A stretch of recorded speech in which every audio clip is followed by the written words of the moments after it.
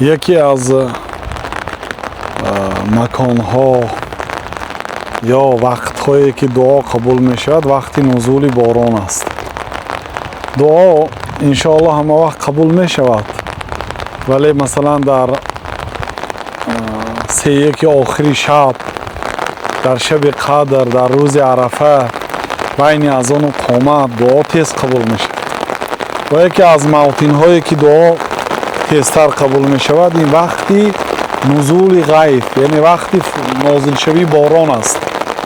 بنابراین دعا کنیم که الله سبحانه و تعالی در این دنیا مسلمان زیستن، مسلمان وفات کردن را نصیب روزی گرداند. تمام مشکلات امت اسلام را الله تعالی برطرف گرداند و بیماران اهل اسلام شفای کامل و قرضداران آنها رهایی از قرض و مسلمان ها عزت دوباره و برای طالب علمان علم نافع و عمل صالح الله تعالی مسلمان ها را توفیق بندگی دهد، طبق شرع شریف استقامت کنند. ربنا آتنا فی الدنیا حسنه و فی الاخرة حسنه و قنا عذاب النار.